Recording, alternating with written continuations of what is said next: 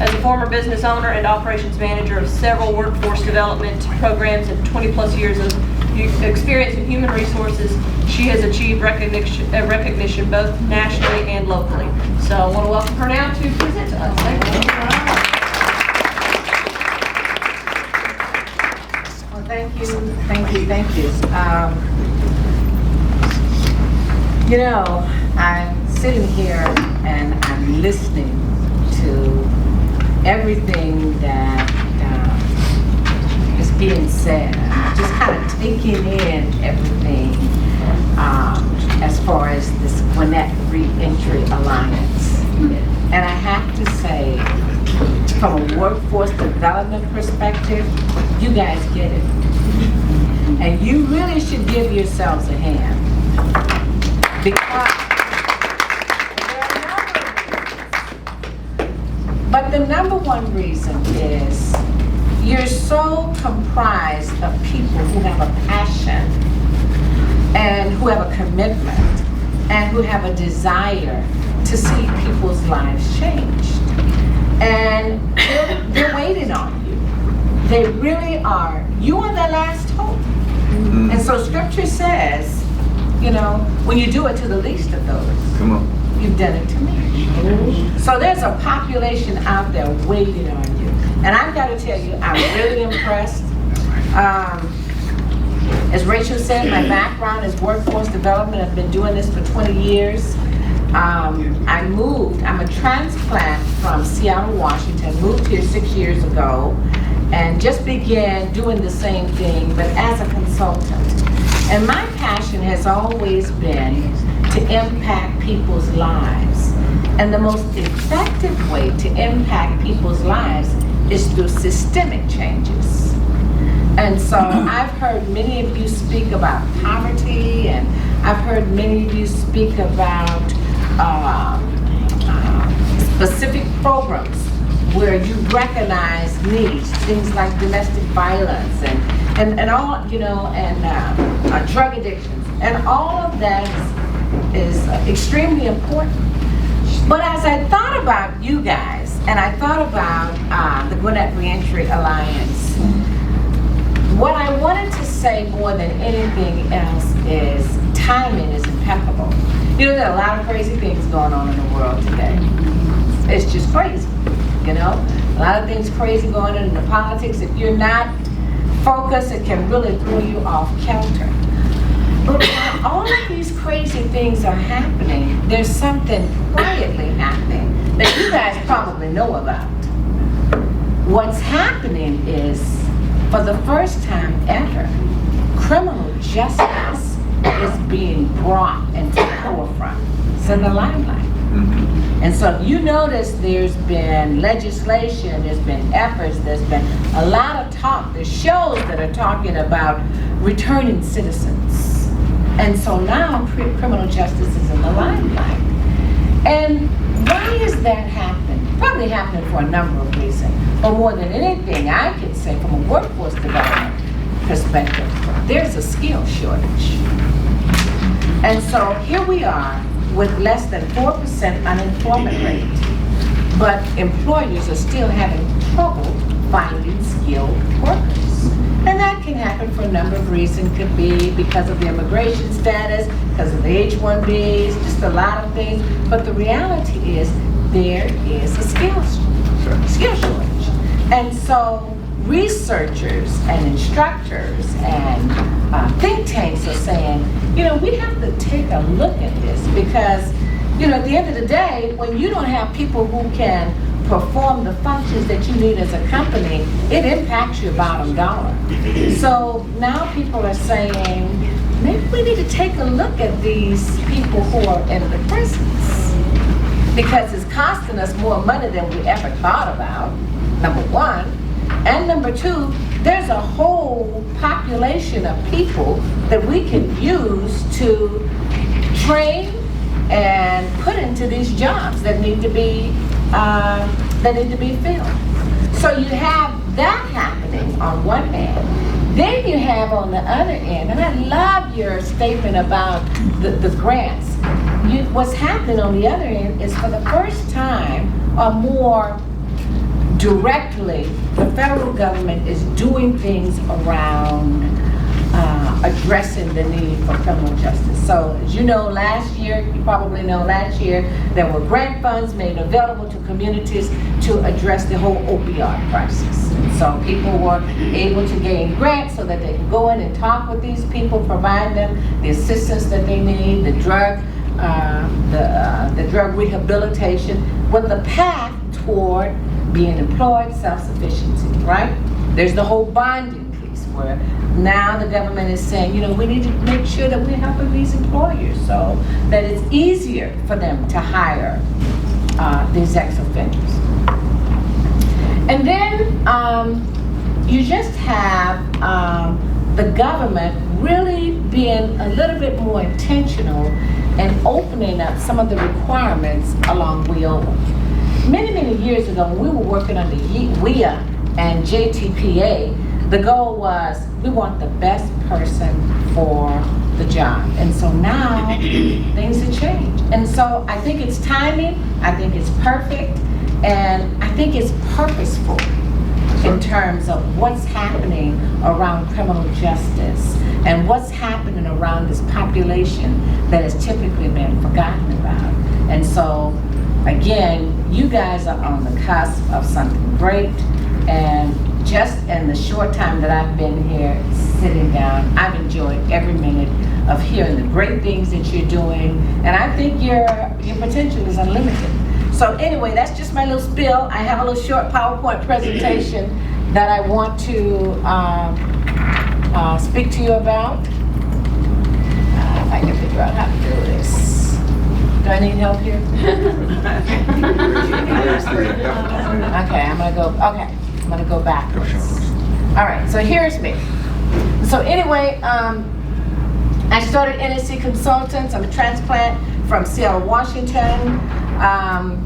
And my goal was to impact people's lives. Started NAC Consultants, and the goal of NAC Consultants is to provide guidance and enhancements for workforce development programs, to provide increased outcomes, to provide solutions to problems, to assist organizations that are involved in workforce development, and to understanding grant funding and grant writing, to ensure that there's system integration. And you hear me talk about systems and integrations throughout this. And then to provide best practices. And so one of the things that I've done more recently is I've made connections with chambers of commerce. You know, I sit on the Alpharetta Chamber of Commerce, had the opportunity to work with the Chamber of Commerce in Omaha, Nebraska, work with specific organizations throughout the nation's Navajo Indians to make sure that they're understanding strategies to provide individuals with employment. Work with a number of different organizations and federal contractors to talk about grant funding. Because you can do great work, but how many of you know if you don't have the funds, you are limited? Yes. Okay? So system integration, and that's all of you in the room today. And so it's the ability, you know, you guys provide the opportunities where you're working together to make things happen. So we operate in 4 different categories: public and private entities, local, state, and federal government employers, and then as a federal contractor. So let's talk about these four categories. We talk about educational entities. So before those grants, that $1.5 million comes available, there are think tanks, and there are researchers, and there are policymakers, and they're talking about that. And once they're talking about that, they're bringing in your colleges and your universities. So it's important that you guys continue to maintain connections with your educational entities. Now, as you're working and you're beginning to provide jobs and opportunities and looking at strategies around workforce development, don't forget about organized labor, because those are the employers that will readily hire your people on they're able to bring them on. They're not so much concerned about their past background, but that's a valuable partner that you want to make sure that you're thinking about. Your chambers of commerce and economic development entities, remember their responsibility is to the employers. They want to make sure that your employers are satisfied. They're addressing the employer needs. If the employer needs additional workers, if they need specific training, they're interested to make sure that your employees are taken care of. Foundations. I cannot say enough about foundations. For all of you that are new, and for you as a whole, there are foundations out there who have a listening ear for something unique and different. So you want to know who's playing the game, And they may say that, oh, we only focus on this, oh, we only focus on that. But any foundation who has an interest in families and children and poverty would have a listening ear for anything unique and creative that you as a team can put together and make available to them. So you want to keep that as a bug in your ear. Community-based organizations, that's all of you in here. Your faith-based organizations. I've got to say, being in Washington State and working with a group of people who actually did something like this and coming back here, it is just night and day, and it just warms my heart because, again, I see the passion and I see the commitment in terms of the faith-based organization. I always said the thing that was missing in Washington State as far as workforce development was the role of the church. We had very few that were involved here. So there, again, lots of opportunities for great things to happen. And then you don't want to forget your workforce organization. And so I know that the Department of Labor was here, but as you begin to work with other entities, there are other aspects of workforce development. The Department of Justice has numerous grant funds, Health and Human Services. All of these are opportunities that you can take a look at as you're expanding and trying to enhance what you're doing as an alliance system. Okay?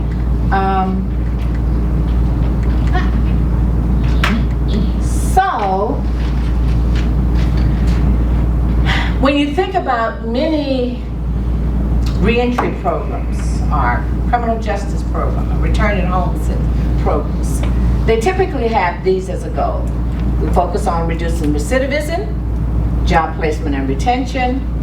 Housing is critical. Meeting, of course, with your probation officer and your staff with the goal of being rehabilitation and assisting with reentry back into the community. And those are great. Those are excellent. Those are foundational when you're working with your clients. But I'd like to propose something that's just a little bit different and kind of thinks out of the box as far as a goal for criminal justice program. And that's livable wage jobs. And so livable wage jobs are mandatory. I think it's wonderful when you can get your clients jobs. As long as you realize there is a goal that we're shooting for. So your first job may be $8, $9, $10, $12 an hour. But do you know for that person who's making $10, $12 an hour, he's probably sleeping on his brother-in-law's couch, or staying with his mom, or staying with his sister? And if there isn't some strategy to help him to become self-sufficient, he's going to turn back and try to make it happen himself. So you have to have a livable wage job as a goal and as something that you put before them as frontlet on the eyes, to make sure, hey, we're beginning here. And so we're working with you. We're not stopping here. We're going to come around and provide some support services, some training, some other opportunities, because we want you to be self-sufficient, but we want you to be self-sufficient because we are trying to make sure that you don't have to go back into the system, okay? And so why livable wage jobs? Because livable wage jobs produces self-sufficiency, self-sufficiency produces recidivism. A man who's able to take care of his wife and his children, not having to fear about other things that will come upon him, feels comfortable, has the self-esteem, has the wherewithal to know that, you know, I can go on with my life. I don't have to look back on what's behind me. So I cannot say enough about the whole concept of livable wage jobs. So livable wage jobs, self-sufficiency, reducing recidivism. So how do we make this happen? You make it happen by providing comprehensive services. You have to have a comprehensive approach. So what does that mean? That means thinking outside of the box and looking at everything that you can think of that would enhance a person's ability to get to the end goal. So you need community partners. And so you say, well, we've got community partners. Yeah, but who else is not in the room? Who else are you not thinking about? So yes, you may have offenders who, you may have people who are veterans, or you may have people who are domestic violence clients, or you may have individuals who have some physical disability. But whatever that client's barrier is, you want to take a look at that, because as you take a look at what their barrier is, there's a high probability that there are programs or some special services that come along with that barrier, and that will enhance your program. That's money that you don't have to spend. Those are leveraged resources that you can tap into, okay? So you want to take a look, also the concept of comprehensive services includes funders. As I said before, there's not a funder who would not take a look at an effective and comprehensive approach. And so, as I remember when we were in Washington State and we were developing this program around ex-offenders, we had a small alliance like you, and we were just doing what we could do with local government funds. And so we gained the attention of a national funder that said, we just want to come and take a look at what you're doing. And so it ended up that we were able to present our successes and our strategies to this funder, and they said, well, have you thought about looking at this? And we didn't have the money for that. But this funder in the long run decided, I'd be willing to work with you guys, but I would suggest this and I would suggest that. So some of you may be looking at the people that you're working with, and so someone may come along and say, well, how many juveniles do you have? And you say, well, we can't serve juveniles, you know. But we would be willing and open to that. And so I always say, find out who's who. Let the funders know who you are, find out who they are, and always ask. Ask them, say, is there a probability, what's the probability of us being able to work together? What would it take for us to receive funds for you? Never hurts to ask. And then educators. When we were in Seattle, the local community college received funds to train offenders. And it was wonderful because they were able to provide specific training for machine operators, welders, and some truck drivers. So the beauty of that was, as a workforce development program or as a community-based organization, all we had to do was provide the services that we provided, make the connections with the community and technical college, and these guys were able to go to school without us having to spend extra money.